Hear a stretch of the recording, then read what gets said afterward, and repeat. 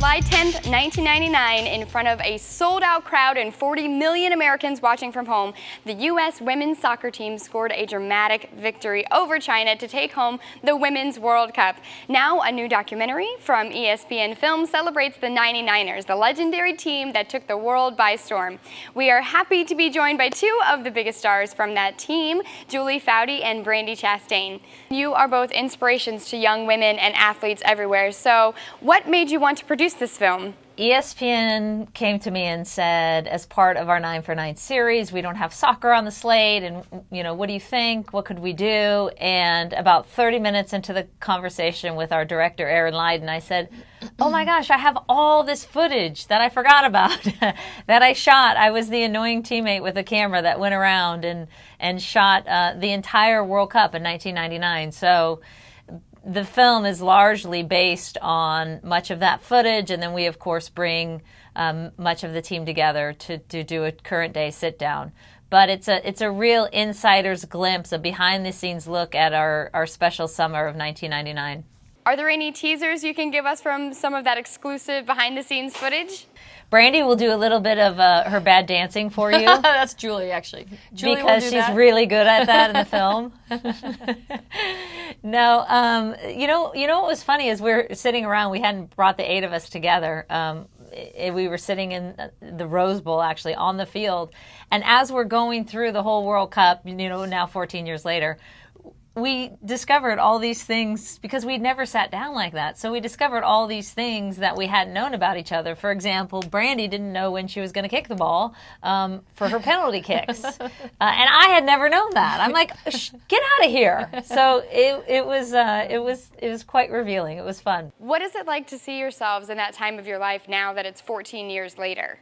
Well, I think anybody who looks back on themselves 14 years ago will say, like, wow, I look different. I can't believe I wore that. Yeah, what was I doing wearing that? Or I actually just said to Julie before we came on, like, I think we all wore our jerseys, like, oversized and big baggy shorts. And, like, it was just, it's always interesting to look at fashion or to look at trends or to hair. And you're just like, what were we thinking? Like, how is that? Why didn't someone say stop? Like with the khaki pants or the khaki shorts and that we wore on when we traveled. And it's funny, everybody's going to have that. So I think everybody can relate to the fact that, we only look a little different, not much older.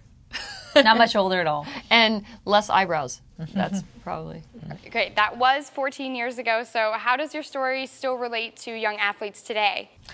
Well, I think my hope, and Brandi and I have talked about this a lot, and Mia was with us yesterday in New York, we hope when young kids watch this, and parents too, actually, that the message that comes across is just how much fun we had. I mean, there's laughter, there's silliness, and when I watch sports today, I have 2 young kids, Brandi has a son.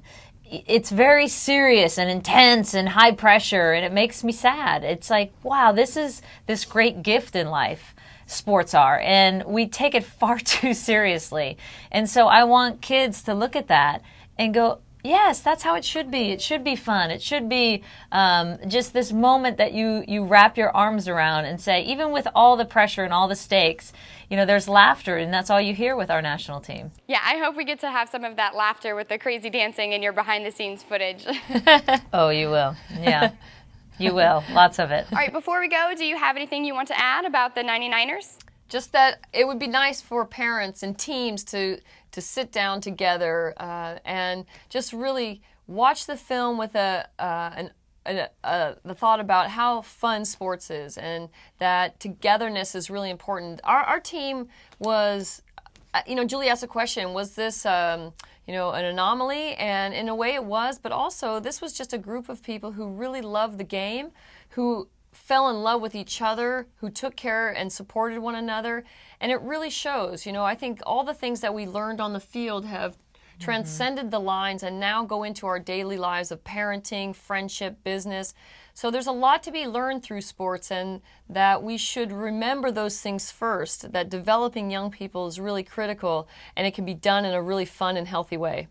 Thank you so much for talking with us. For more information, go to lifeloveshopping.com.